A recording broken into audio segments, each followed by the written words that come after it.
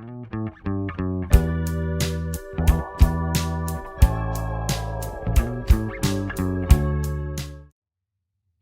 everyone, I'm Arya Muthukrishnan, Technical Head of IEEE SIESGST. Welcome to another episode of IEEE Tech Series. In today's session, we will explore the fundamentals of Git and GitHub in simple and a practical way. We will begin by understanding why version control is important, then explore the core concepts of Git and GitHub, and finally see everything come together through a live demonstration. But before we dive into a Git, let's first look at the problem it was designed to solve. Let's start with a situation that almost every developer has experienced. Imagine you're working on a project over several days.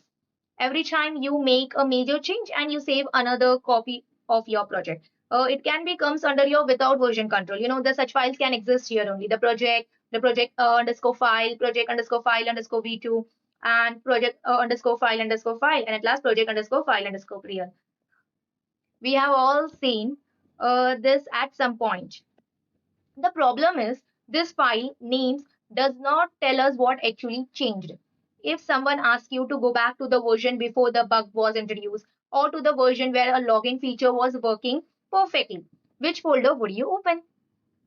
Most of the time, we simply do not know.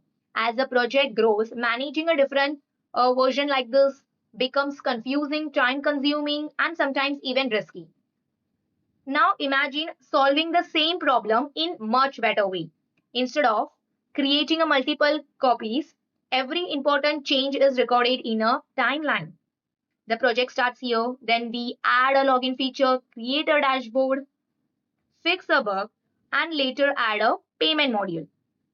Okay, rather than creating a new folder, each change is recorded as a part of the project's history, making it easy to understand how the project evolved over a time. So instead of confusion, we get clarity. Instead of guessing which version is correct, we always have a complete history of our project. And that's exactly the problem version control is designed to solve. Now the next question is, what tool is used to maintain this history? That's where Git comes in.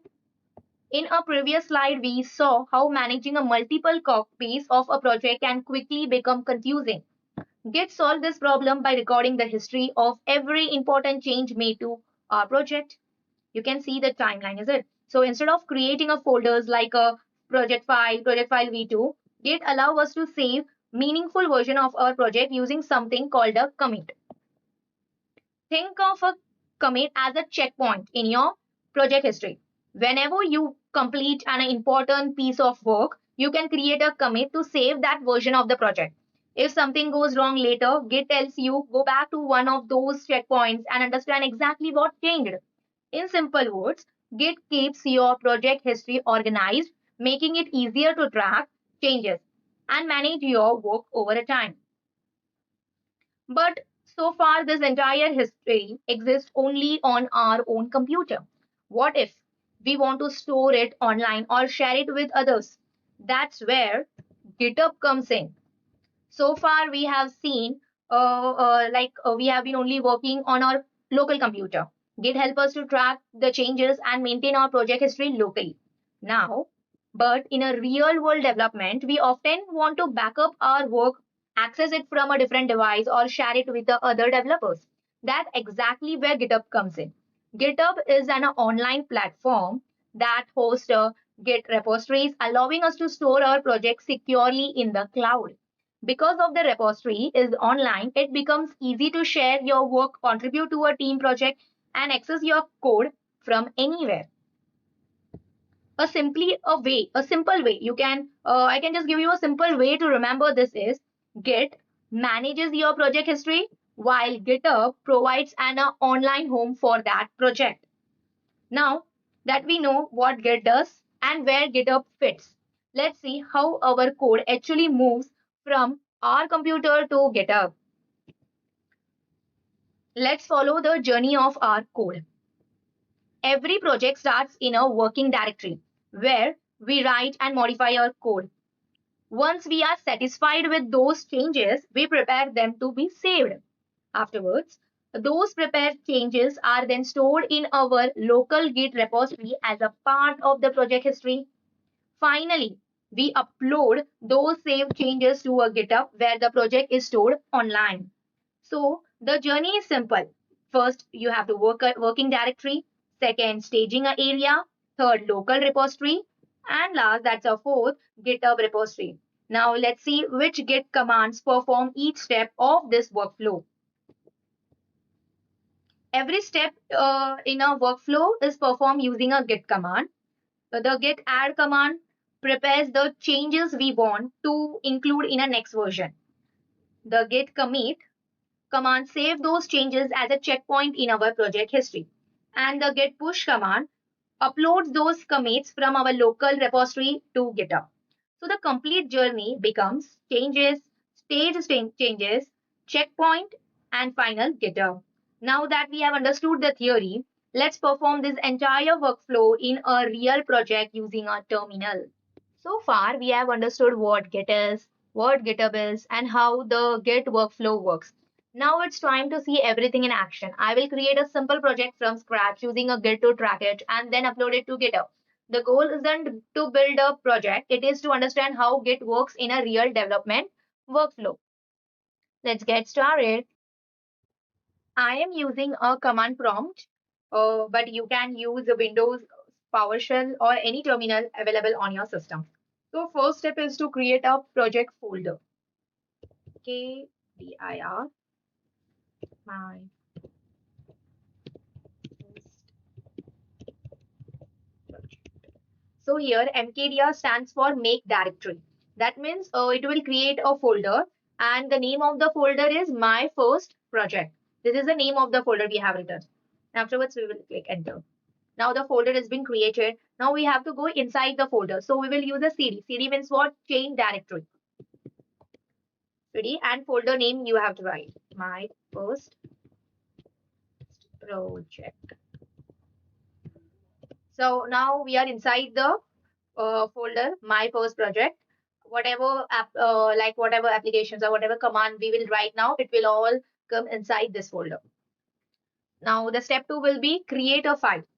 So we will use echo command, echo hashtag my project.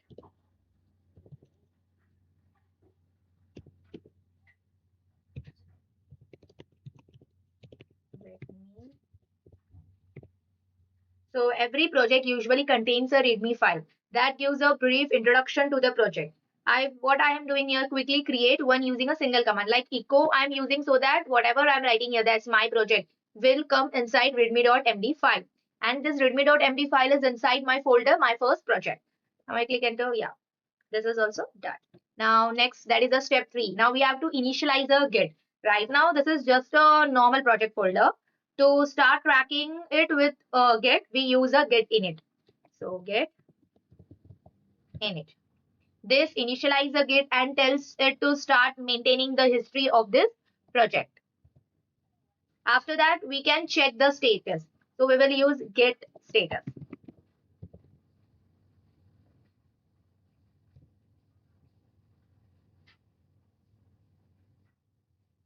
So you can see like we have not added and commit. We have not done yet this all thing. So Git status is showing it.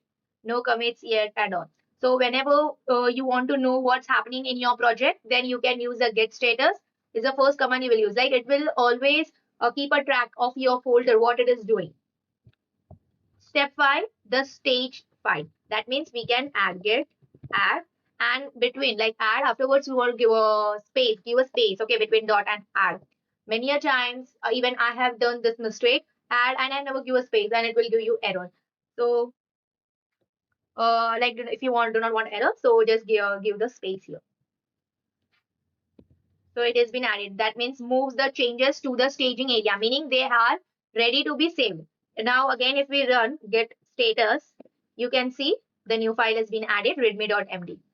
Where here it is not been included in what will be like here you can see that means the whatever we have written in that was not added here or committed, but here it is big.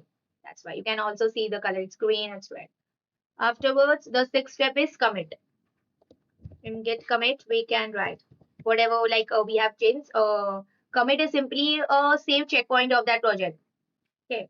Git commit, you written dash m you will write and initial.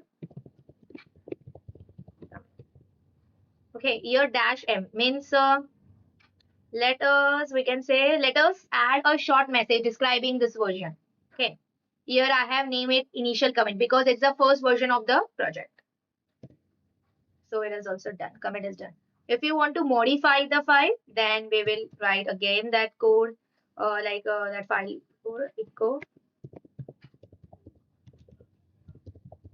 name new tools. And this tool we can write where we want to do this readme dot.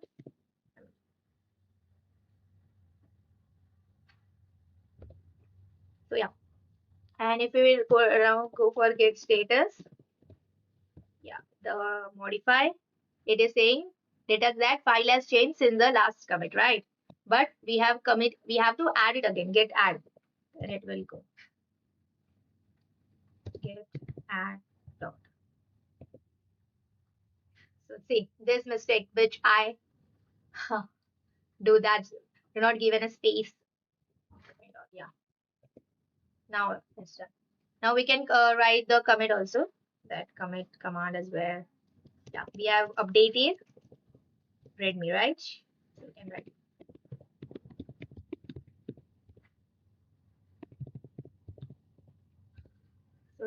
So now we are at step 9, is it? So for in a step 9, we have to connect with GitHub. So before connecting with GitHub, we have to, in GitHub, we have to create the repository. So I will create first that. You can see here the plus sign whenever you open your GitHub. Then it will create here if you click new repository.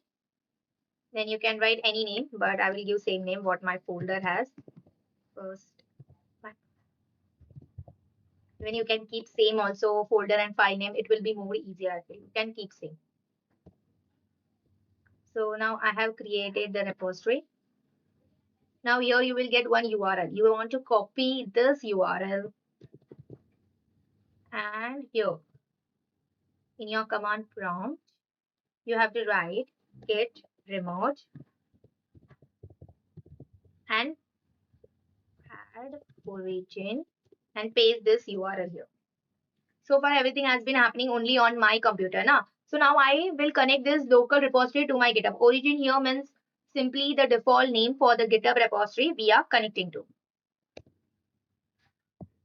Now next step is to push. So we will put a branch also now.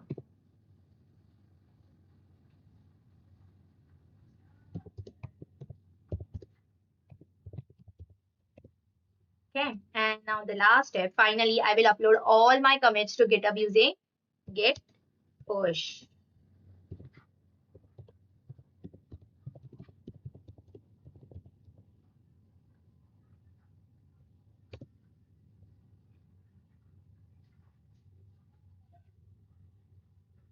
So once the upload is complete, anyone with access to this repository can view the project online. We'll check in our repo also. Wait, if we refresh it, after refreshing the GitHub, you can see the README files and also commit history. You can see like say initial commit, updated README. So the complete workflow we discussed was, first, what we have done, we have created the folder. Afterward, we have gone inside the folder with the help of Siri. And after that, we have created a one file with the help of echo. Then git init we use. And afterwards, git add we have used. Then git status for for keeping a track of the track of our project, or we can say the status will show all the history of your project. And commit is there. Git commit is also being used, and some changes we have made. Again, we use git add, git commit, and at last we use a git push and GitHub. So Git help us to track the history of our project locally, while GitHub allow us to store and share that project online. Before we wrap up, let's quickly recap today's session. Today we understood why version control is important, how Git tracks changes through commits, the difference between Git and GitHub, and the basic workflow of moving our code from a local project to GitHub. These fundamentals are the first step towards using a Git confidently your own project.